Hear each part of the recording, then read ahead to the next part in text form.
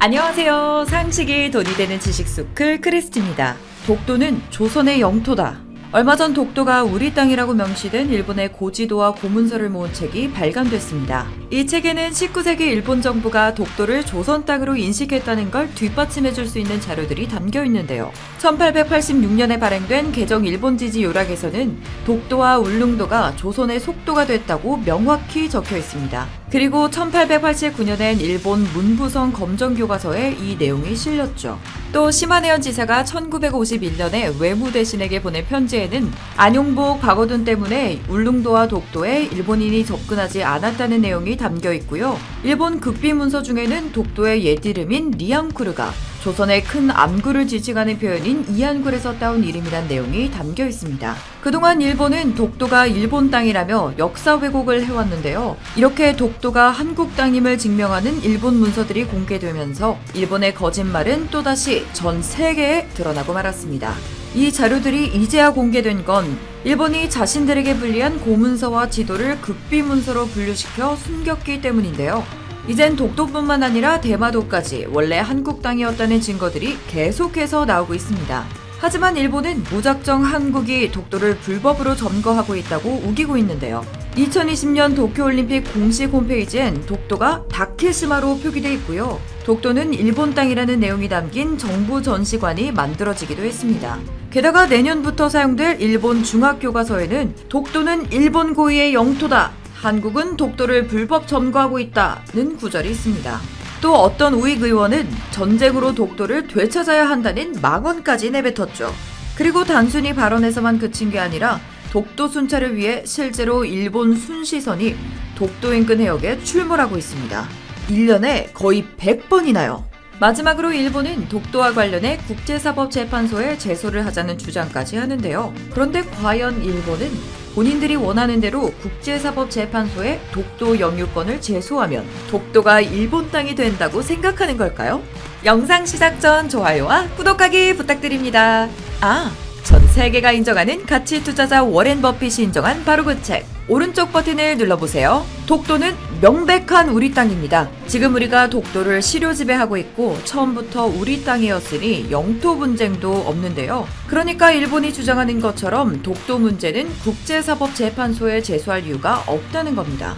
재판은 영토 분쟁이 있을 때 서로 누구 것인지 판가르기 위해 받는 건데 애초에 가짜 영토 분쟁 재판이 이루어질 필요가 없다는 말입니다. 그리고 일본의 발언엔 모순되는 점들이 있는데요. 일본이 실효 지배 중인 센카쿠 열도는 지금 중국과 영토 분쟁이 있는 지역입니다. 일본은 센카쿠 열도를 ICJ에 제소하자는 말은 꺼내지도 않았어요. 왜냐하면 이미 일본이 센카쿠 열도를 실효 지배하고 있기 때문입니다. 한국이 실효 지배를 하는 독도는 재판을 받자고 하면서 본인들이 실효 지배하는 센카쿠 열도는 재판이 필요 없다는 일본. 완전히 내로남불인 상황이죠. 지금 이렇게 독도를 자기네 땅이라고 우기는 일본의 생떼는 선을 넘고 있습니다. 2020년 7월 14일에 발간된 일본 방위백서를 통해서도 여전히 독도 영유권을 주장하고 있는데요. 일본은 한때 36년이나 우리나라를 강제로 점령했으면서도 아직까지도 우리 걸 빼앗고 싶나 봅니다. 일본은 독도뿐만 아니라 울릉도도 본인들이 먼저 발견했다고 주장합니다. 한국이 그동안 울릉도를 발견했던 것마저 근거가 없다고 억지 주장을 편 거죠. 일본이 1905년에 심한해연고시 40% 국제법에 따라 독도가 무주지라서 일본 영토가 됐다는 주장을 정당화하려면 1905년 이전에는 독도가 한국 영토라는 증거가 없어야 하거든요. 하지만 이런 억지 주장은 사실 소용이 없습니다. 일본 내부 문서에도 1905년 이전에 독도가 한국 영토임을 인정한 문서들이 있거든요. 일본이 감춘 문서 중에는 당시 일본 정부가 울릉도, 독도가 일본 땅이 아니라고 판단해 결정한 지령문인 태정관지령이 있습니다. 하지만 이 사실이 한국에 알려지면 본인들이 불리해질 걸 알아서 그동안 문서를 감췄던 거죠. 이뿐만이 아니라 일본의 주장마다 반박할 수 있는 근거는 차고 넘칩니다. 일본이 울릉도가 신라에 귀속된 건 맞지만 독도에 관한 기록이 없다는 주장은 삼국사기에서 독도는 사람이 거주할 수 없는 바위섬이라는 내용으로 반박할 수 있고요. 우산도와 울릉도가 동일한 섬일지도 모른다는 주장은 세종실록으로 반박할 수 있습니다. 우산도, 울릉도 두 섬은 날씨가 맑으면 서로 바라볼 수 있다는 말이 있어서 두 섬이 다른 섬인 게 명확히 드러나 있거든요. 또 독도가 실제로 존재하지 않은 섬이라는 주장은 한때 쇄환 정책으로 울릉도에 사람의 거주를 금지해서 정보가 부족했었다는 반박이 가능합니다. 그리고 일본이 그렇게 여기는 독도의 일본 명칭 다케시마도 알고 보면 우스운 말입니다. 다케시마는 대나무섬이라는 뜻인데요. 보통 이름을 지을 땐 대상의 특징을 따서 짓는데 대나무 하나 없는 독도가 다케시마로 불릴 이유가 전혀 없거든요. 독도를 자기네 섬이라고 주장하는 일본의 욕심은 이름부터 억지였던 겁니다. 마지막으로 국제법상으로도 일본의 주장을 반박할 수 있는데요. 일본 정부는 그동안 샌프란시스코 평화조약이 독도를 일본 영토로 인정한 조약이라고 주장해왔어요. 일본이 한국의 독립을 승인할 때 제주도, 거문도, 울릉도만 언급하고 독도는 빠져 있었거든요. 하지만 연합국 최고 사령관의 지령이 담긴 스카핀을 통해 일본의 주장이 또 뒤집히게 됩니다. 2026년 1월 29일 스카핀 677호에선 독도가 제주도, 울릉도와 함께 일본 영토에서 제외됐습니다. 그리고 1951년 9월 8일 일본이 주장하는 샌프란시스코 조약이 체결됐죠. 여기서 끝났다면 일본의 주장이 조금은 말이 됐을지도 모르겠습니다. 하지만 3개월 뒤 스카핀 677-1호가 발표됐어요. 여기엔 독도와 북방 영토 4개 섬을 일본 정부로부터 분리한다는 내용이 담겼습니다.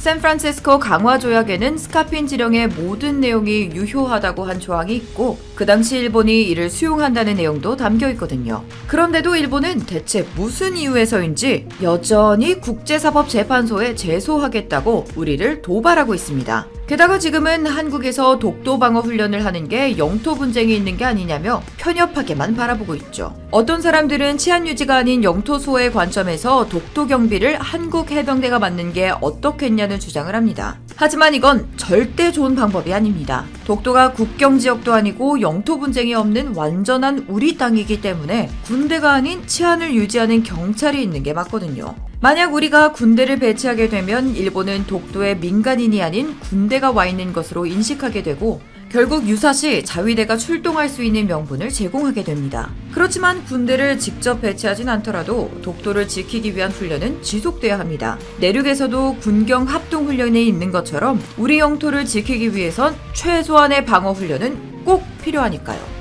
작년엔 러시아 군용기가 독도 영공을 침범했던 적이 있었습니다. 하지만 그때 러시아는 우리 한국에만 해명하고 일본한테는 말을 꺼내지도 않았어요. 러시아도 독도가 한국 영토라는 걸 알고 있었던 거죠.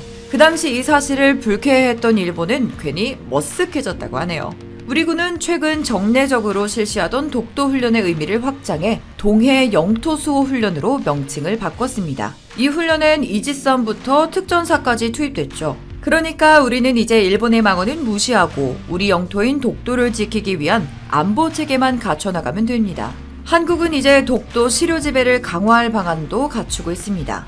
독도의 모도인 울릉도의 기능을 확대하기 위해 사동항을 확장해 우리 함정의 출동 시간을 절반으로 단축하게 됐거든요. 우리 함정이 일본 함정보다 독도에 늦게 도착하지 않도록 하기 위해서입니다. 또 사동항을 확장하게 되면 군사적인 이유 말고도 어업지도와 불법 어업 단속도 쉬워지고 여객선이 피항할 수 있는 능력도 갖추게 돼서 교통 안정성도 강화된다는 장점이 있습니다. 그리고 2025년이 되면 사동항 인근에 활주로를 갖춘 울릉공항도 새롭게 들어섭니다. 이렇게 되면 서울에서 울릉도까지 기존 7시간에서 1시간으로 줄어들게 되죠.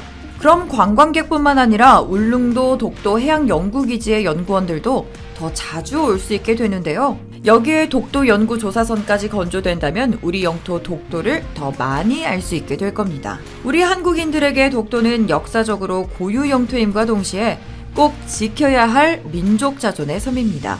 그래서 우리가 시료 지배 능력을 더 키워야 하는 거죠. 그리고 독도는 경제적인 이유에서도 정말 중요합니다. 일본이 독도를 탐내는 건 영해와 배타적 경제 수역을 확대하기 위해서기도 하지만 독도 밑에 잠들어 있는 150조 원가량의 메탄 하이드레이트를 탐내기 때문이기도 하거든요. 그래서 우리가 더욱 시료 지배 능력을 키워 독도를 연구하고 멀지 않은 미래에 우리 기술로 바다에 숨겨진 보물을 캐내야 하는 겁니다. 이렇게 소중한 독도를 지키기 위해선 외국에서의 인식도 중요한데요. 이젠 꽤 많은 나라들이 독도가 한국 땅인 걸 알고 있습니다. 영화 기생충이 전 세계적인 히트를 쳤는데요. 영화에 나온 제시카송의 원곡인 독도는 우리 땅이 함께 유명해지면서 외국인들이 독도에 갖는 관심도 커졌습니다. 지금은 미국의 전문가들과 정부, 언론에서도 독도는 한국 땅인 것을 인정했고요. 영국 BBC에서도 독도 왜곡 지도가 들어간 기사를 삭제 조치했습니다. 심지어 일본 아이폰 음성 인식 기능인 시리에서도 다케시마가 어느 나라 영토냐고 물으면 한국 땅이라고 답한다는 사실이 알려졌습니다. 일본 누리꾼들은 불량품 판매는 금지해야 한다, 불매운동을 해야 한다며 불쾌한 감정을 보였는데요. 그래도 어떡하겠어요. 이게 사실인걸요. 사실 예전부터 일본의 양심 있는 학자들은 이미 독도가 한국의 땅이라고 인정해왔습니다. 그런데도 일본은 계속 독도를 자기네 땅이라고 우겼던 거죠. 그럼에도 불구하고 우리가 지금까지 독도를 지켜낼 수 있었던 건 모두 우리 선조들 덕분입니다. 조선시대 안용복 선생님부터 광복 후 조선산악회, 독도 의용수비대를 조직해 독도 대첩을 이끈 홍순칠 대장의 노력이 있었기에 지금까지 독도를 우리가 치료 지배할 수 있었던 거죠. 그러니까 우리도 선조들의 노력이 헛되지 않게 우리의 고유한 영토인 독도에 더 관심을 가지고 지켜나가야 할 겁니다. 외인이 어찌하여 감히 독도를 넘보는가? 너희들을 모두 포박하여야 하겠다. 여러분은 독도가 자기네 땅이라고 우기는 일본의 주장 어떻게 생각하시나요? 이와 관련된 여러분의 다양한 의견 댓글로 남겨주시면 감사하겠습니다. 혹시 주식 하시나요? 세계 1위 투자가 워렌 버핏도 극찬한 한국의 급등 종목 발굴 사이트 다트. 즐거운 라디오 오늘의 방송 시작하겠습니다. 좋아요 버튼 한 번씩만 부탁드리면서 출발해 보겠습니다. 오늘 방송의 주제는 한국인에 이어서 중국인마저 일본을 거부하고 있는 현재 상황, 사태 파악 못하는 아베 내각 때문에 고통받고 경제는 작살나고 일본 대혼란 이라는 주제에 대해서 말씀드리도록 하겠습니다. 일본 관광업계가 정말 죽어가고 있습니다.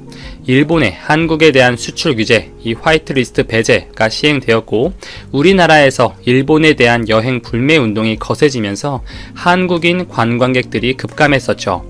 당초 아베 내각에서는 이러한 한국인 관광객들의 감소를 중국이나 다른 동남아시아 관광객들로 채우면 큰 문제가 없을 것이라는 입장을 보여왔습니다.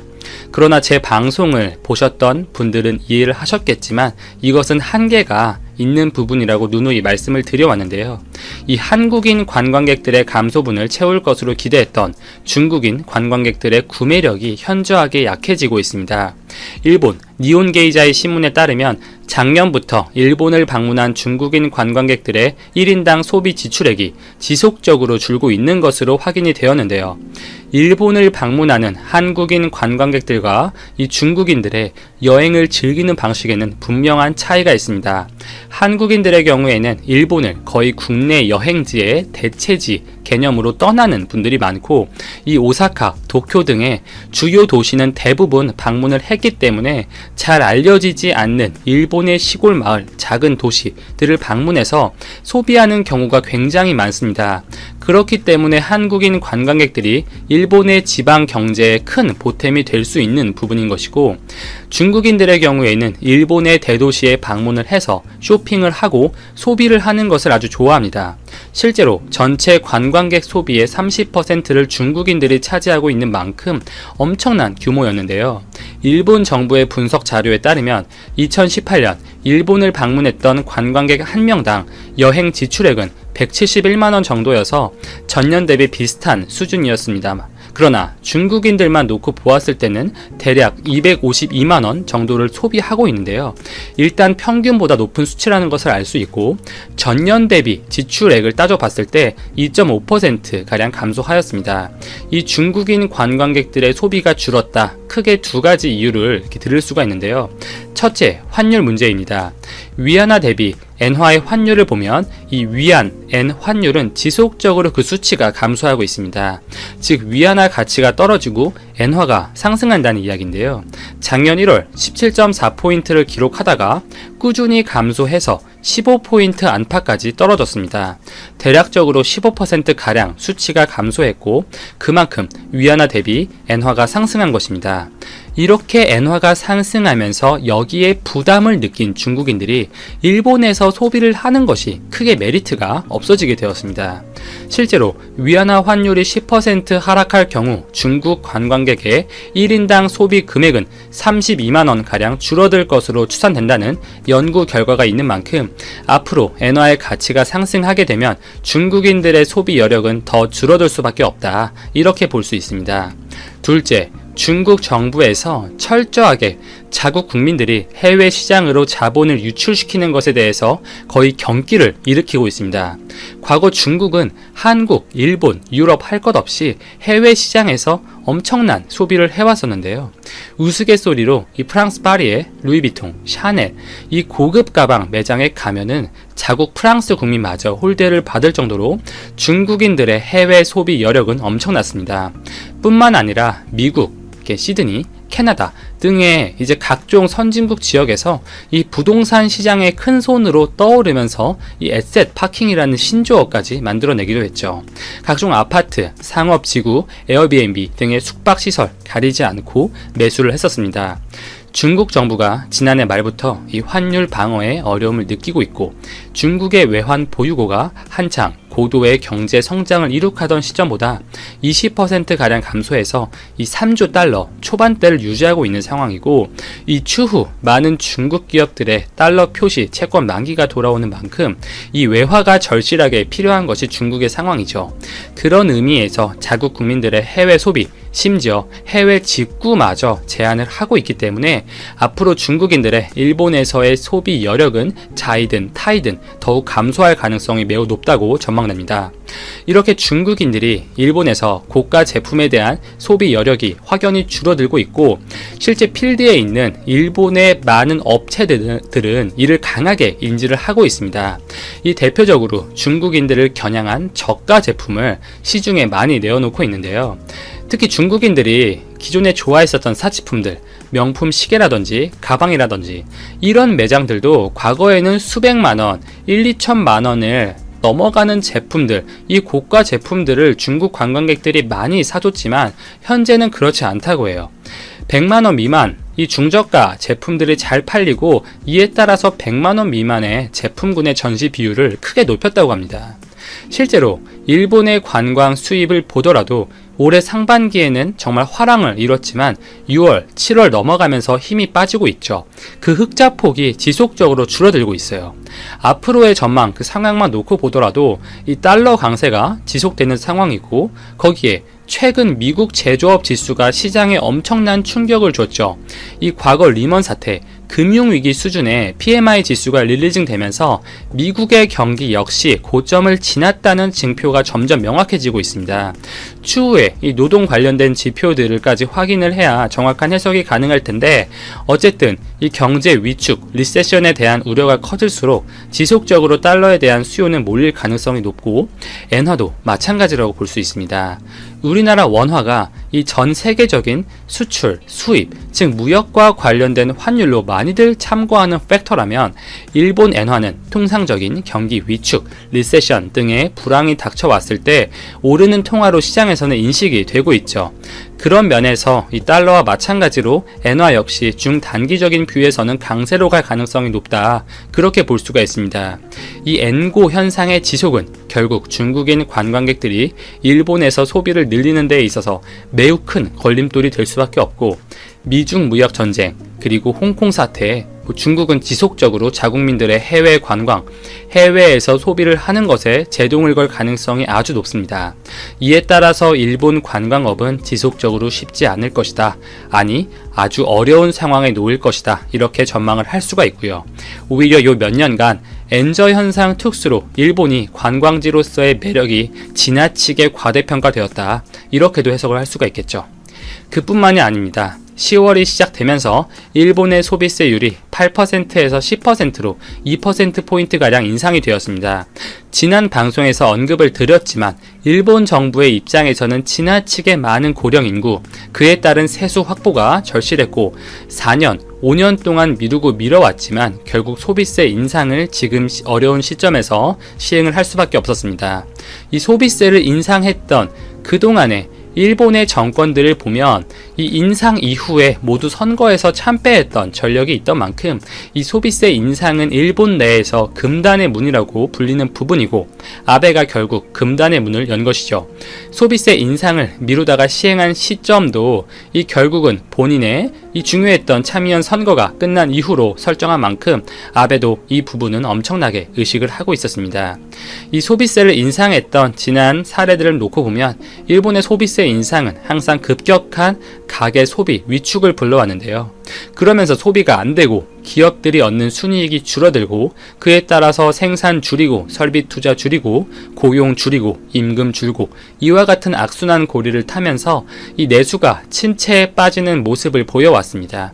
이 소비세 인상과 맞물려 당연히 물가 상승률의 급격한 하락은 항상 따라왔던 이벤트였습니다. 현재 일본의 물가 상승률이 1%를 한참 못 미치는 상황에서 소비세 인상을 시행하였고, 이에 따라서 단기적인 관점 하에서 일본의 물가 상승률은 더 떨어져서 0에 수렴할 가능성이 높다는 것을 우리는 과거 사례를 통해서 알 수가 있는 것이고, 일부 시점에서는 이렇게 마이너스까지 기록하지 않을까 그렇게도 보여지고요. 이와 같은 이벤트들로 직격탄을 맞는 건 일본 지방도시, 소도시의 특히 노인 인구죠.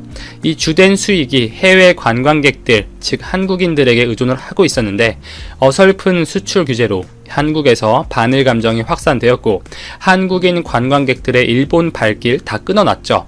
그러면서 소비세마저 이 공교로운 시점에 올라가면서 이들 인구의 소비 여력은 기하급수적으로 줄어들 것으로 보입니다. 아베는 이번 소비세 인상을 단행하면서 얻는 세수 재원을 노인들 위주로, 그리고 아이들의 무상교육 등의 이제 복지 정책으로 사용될 것임을 밝혔고, 과연 아베가 어떠한 방법으로 이렇게 피해를 보는 일본 이 노인들의 불만을 잠재울 수 있을지 지켜보는 것도 흥미로운 대목일 것 같습니다.